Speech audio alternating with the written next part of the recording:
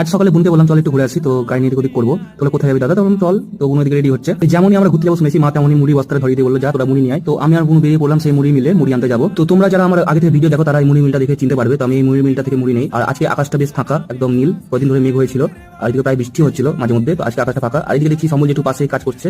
তো টিরুর সাথে দেখা হলো, তো যে তোরা কি করতেছিস? আমি ঘুরে বেড়াচ্ছি। তো মুড়ি বস্তাটা লোড করে বাড়ির দিকে আবার গেলাম। তো মুড়ি বস্তাটা বাড়িতে রাখবো, দিয়ে আবার পিছুনি বাড়ির দিকে যাবো। বুনু বলছিল দিকে ঘুরতে যাবো, তাই বললাম চল পিছুনি বাড়িতে ঘুরে আসি। পিছুনি বাড়িতে ভালো লাগবে, ভাজি আছে, দাদা আছে, সবার সাথে বসে গল্প করবো। তো পিছুনি বাড়িতে একটা জিনিস ভালো, পিছুনিদের আমাদের মতন একটা ফুলের বাগান আছে আর এখানে বিভিন্ন রকম ফুল আছে। আর এদিকে দেখো পিছুনিদের গাছে একটা ড্রাগন ফ্রুট হয়েছে, তো ফ্রুটটা লাল হয়েছে। তো এর আগে একটা নিয়ে গেছিলাম, বেশ খুব মিষ্টি ছিল আর একদম চরম লাল। তো বাড়িতে এসে দেখছি ভাজি স্কুল যাওয়ার জন্য রেডি হচ্ছে। তো আমি যে টিফিনে কিনেছি দেখি, দেখা বলছে কিছু নেই, শুধু মুড়ি নিয়েছি। আমি খোল দেখে কিনেছি, তো শুধু এমনি মুড়ি নিয়েছে। দিয়ে আমি বললাম চাঁচু নিবি না? বলছে নিবো। তো ভাজি আমাকে কাকু যাও রান্না করতে চাঁচুর কোটা নিয়ে আসো। তাই বললাম যাই তাহলে নিয়ে আসি। আর এই ফাঁকে আমার ইউটিউব ফ্যামিলিকে দেখিয়ে দিই আমার পিছনের নতুন এটা রান্নাঘর। কিছুদিন আগে রান্নাঘরে কাজ ফিনিশ হলো। আর কমেন্ট করে জানাবে আমার পিছনের রান্নাঘরটা কেমন হয়েছে। বাড়িতে এসে কোল্ড ড্রিঙ্ক চিয়ার্স করে বুনবার আমি এখানে মিনি ব্লগটা শেষ করলাম।